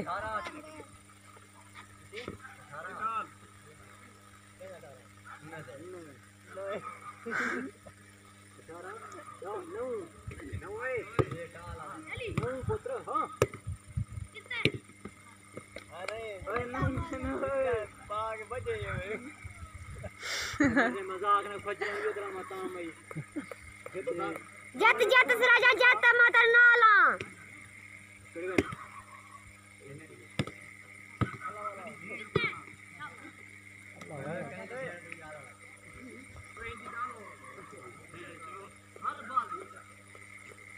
डेढ़ 2 घंटे लगे बस लेर साहब फैसला से की किया पे मरे की किया भाई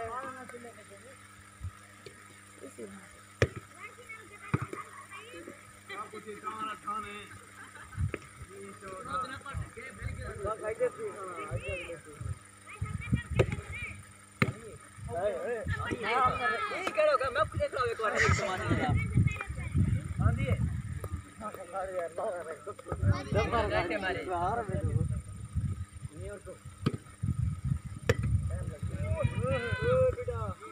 प्लेयर जुड़े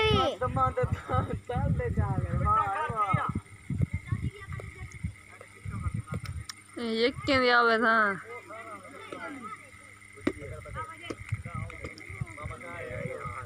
आउट है कुछ आगे छोड़ बस कुछ है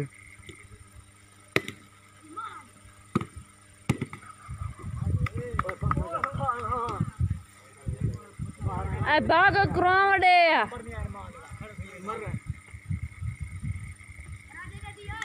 ना बस आराम कर सही है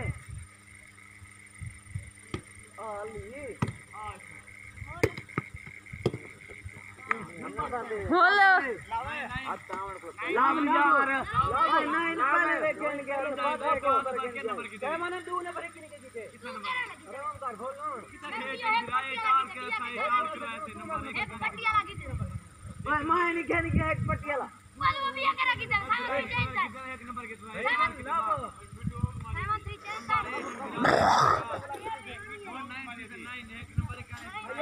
यार अली लाभ ने क्या है यार एक नंबर के नाम है वाली तो पट्टी लगा दे एक था तूने पटियाला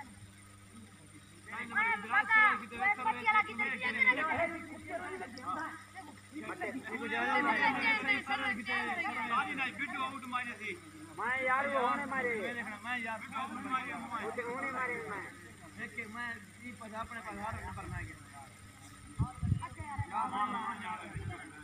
लावन हां नंबर ना लो यार तरह से हां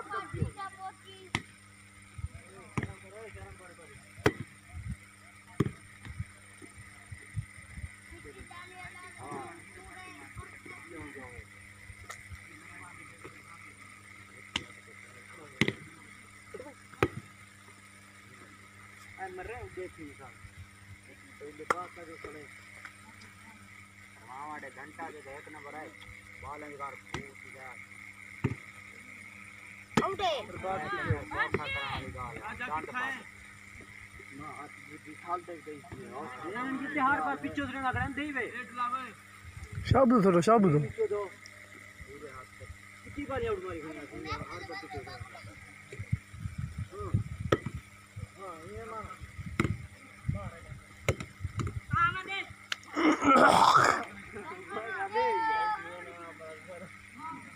भैया थोड़ा सा लाव लावे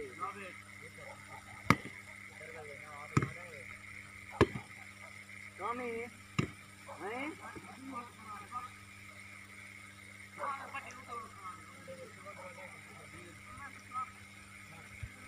पहले क्या फ्री पहले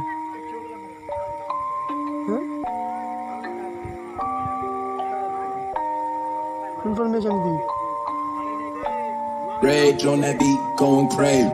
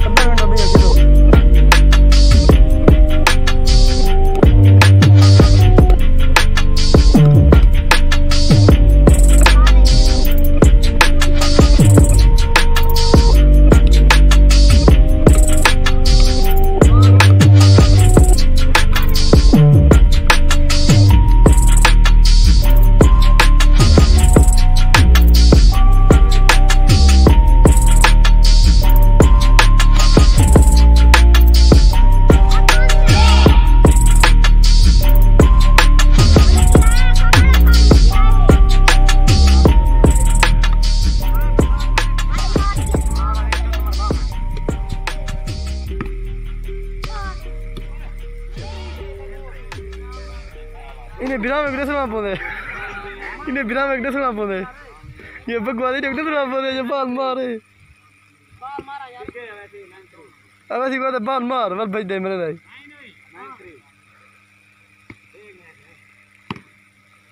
एक कद कम एक कद दिखा दे पीछे को लो मोते समूह का ला टट्टे लगना है एक ए दो ए ट्रैक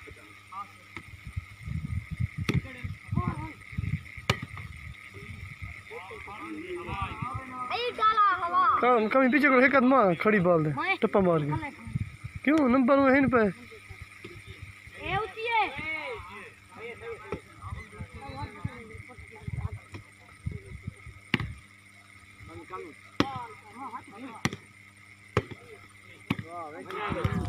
नहीं बड़े काम ही लव श्री ओए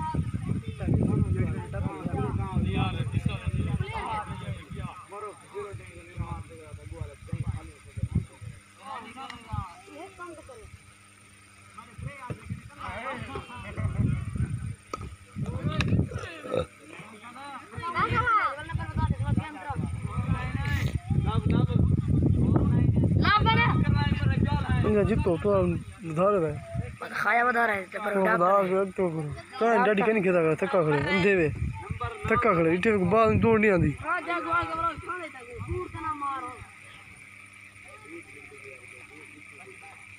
मारने का पता ही नहीं यो बात क्या बोलेगा तेरे बात करो नंबर मिलाओ गेम जितो जिंदा था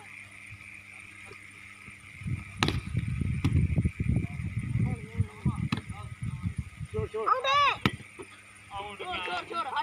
मैं फिर से टाव फेंक दूंगा अलता वत चावे वाली जाएगी छोड़ आराम में एने पर एने बिट्टू ने कौन मरेगा चाव हमारे टाव खाड़ चुकी हवा ना मैं करा किसने बेटा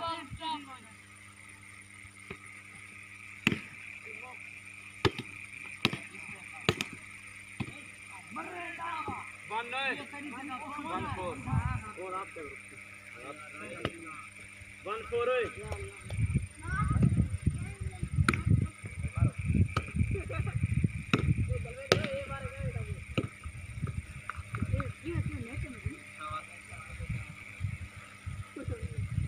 इक्की जो रहा कमी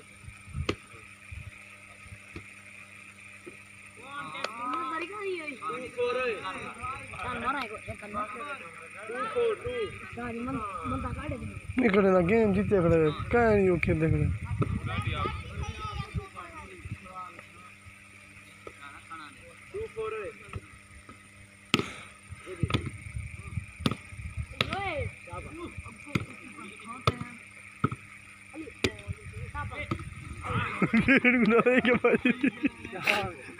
कुलाला जी कड़ा आठ पट्टा लिया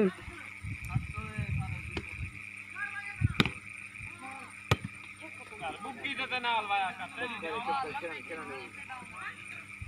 अल्ली दो ना गले बात करी 3 4 कितना पंजा दे रोक क्यों चार नंबर भाई याद नहीं याद में दूसरी रात को साहब 2 मिनट भी क्या बड़े से खिताब करी सेव ना करी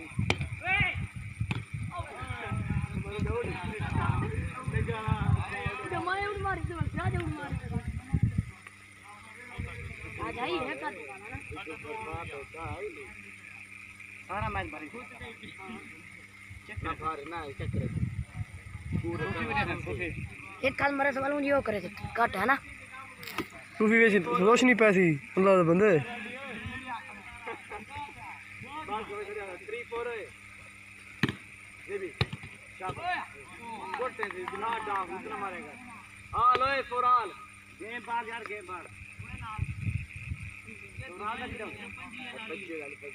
उन्हें पता है इन्हें दिखा निकले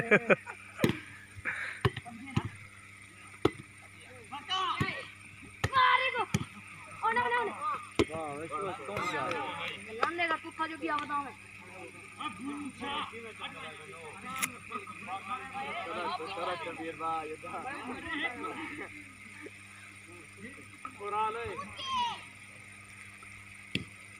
चौदह चबी है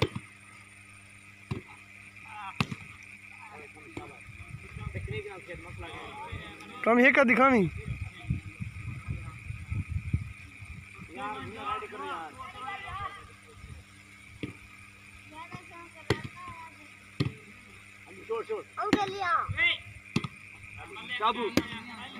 अगले दिया गया कितनी गल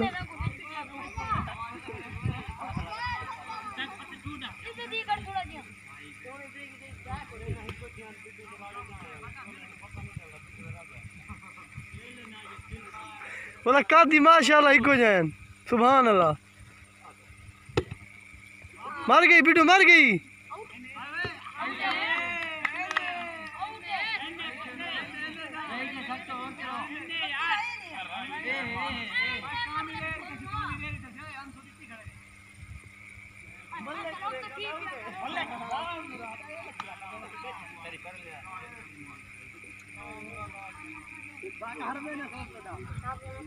रेडी करो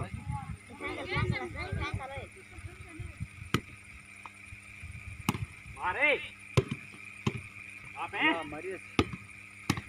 आपे ਹੁਣ ਮਾਰ ਵੀ ਠੀਕ ਹੈ ਇੱਕ ਪਨਾ ਮਾਰ ਦੇ बटे के मामे का मार एक बार बार दू हाथ बाला मारी पियो ने मैं नंबर होण मैं पीछे का नहीं मिलता अगो मिलना मैं देख नहीं जितने खेल में पीछे एक हाथ का नहीं मिलता अगो मार देना नेट जाने दे बस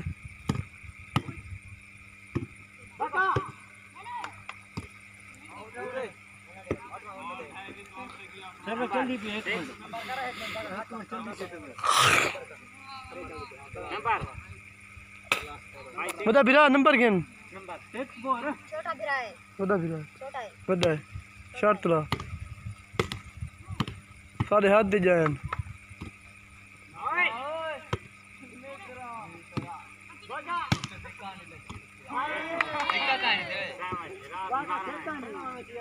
वैसे बड़ा है वो छोटा है मर रहे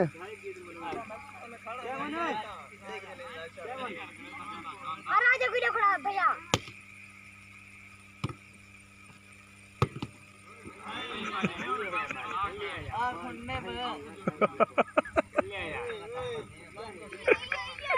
एलसीडी दे मार एलसीडी दे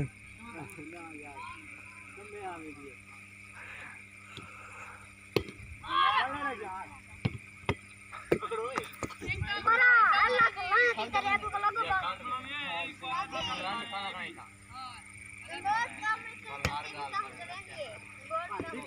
निकली थी कदावे थी ये हमारी थी कदावे थी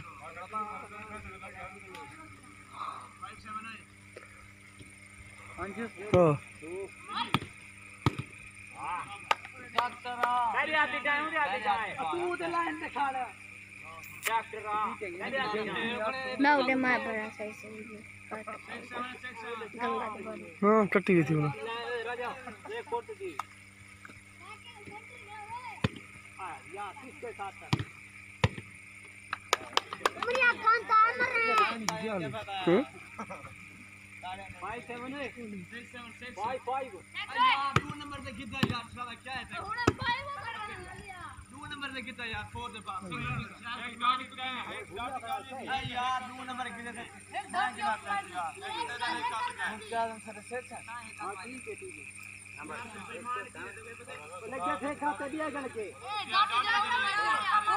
आवाज नहीं दी काट छोड़ा था मैं यकी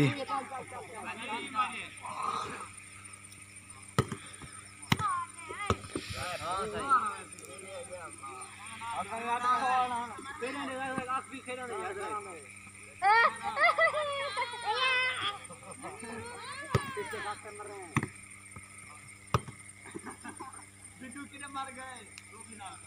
लेजेंड हां करा दी जेरे प्लेयर जुड़े हुए हैं कितने जन राजा मांड ना क्या के प्लेयर जैसे तेज मांगड़े ना रे ओए ये चले हो कितना पक्के थोड़ा पक्का एक पक्का है अरे वाह तय कोई मैं सोचा हार्ड ला पक्का ए उड़ गई पाछी डर में देसी सब तू कौन है मिनी मां क्या करा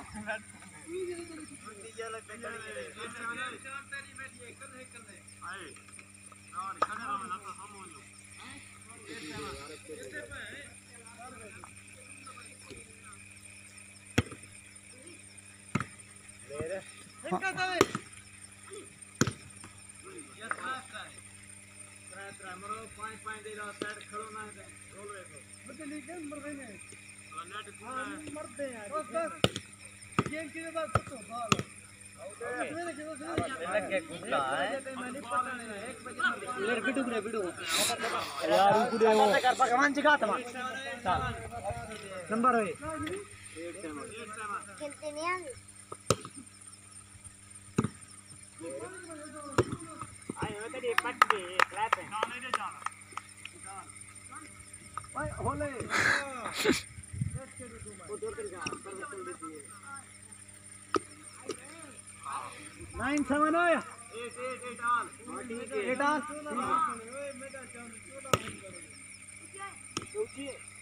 8 ऑल ठीक है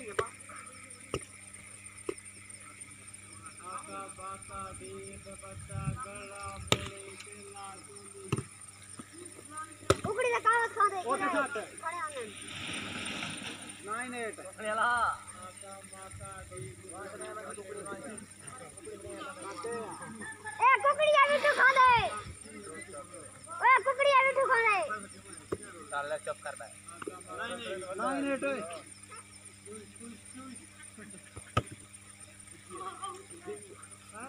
मार मार गाना सब खुश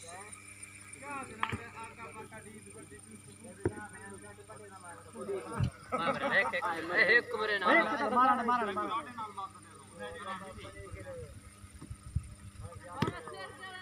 सर्वे सही है छुआर दी यार ए सर्विस है मरे तक खिलाड़ी कितना खा तेरी चौथ दिन क्या लाभ है नंबर ए और सुने भी है ये या खिलाड़ी तो गुने सर्वे साला आप कितना कना देख हां चप्पा मार के कना याद कर तो इताई हां ये लिखाई ट्राई कदम भरिया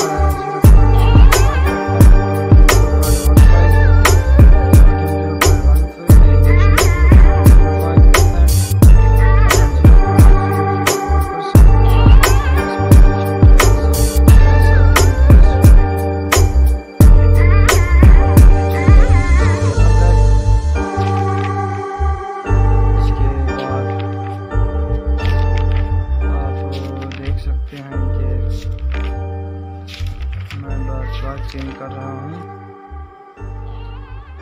इसके बाद ये है वाटर जो है, ये बैक्टीरियल सेल में 70% होता है और मेमेलियल सेल में भी 70%। इसके बाद प्रोटीन 15%, मेमेलियल में 18%। इसके बाद कार्बोहाइड्रेट्स है, ये 3% बैक्टीरियल सेल में और मैग्नीशियम सेल में 4%। इसके बाद लिपिड्स बैक्टीरियल सेल में 2%, 3%, DNA 1%, RNA 6%, other organic molecule 2%, iron ions just only 1%। तो ये टेबल है, मतलब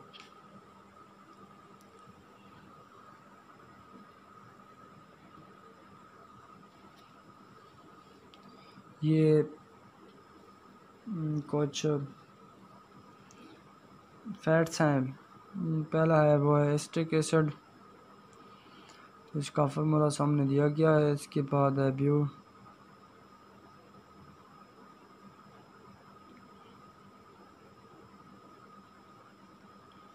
सैचुरेटेड पाल्मिटिक एसिड।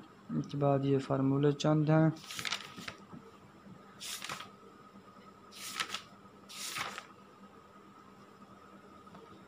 इसके बाद ये है रेड ब्लड सेल, मतलब मुर्गी में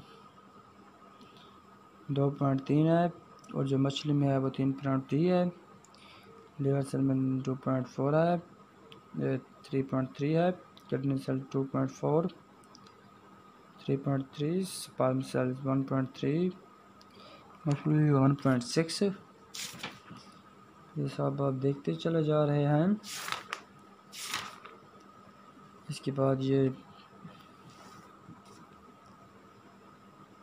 mechanism of enzyme action catalyst है।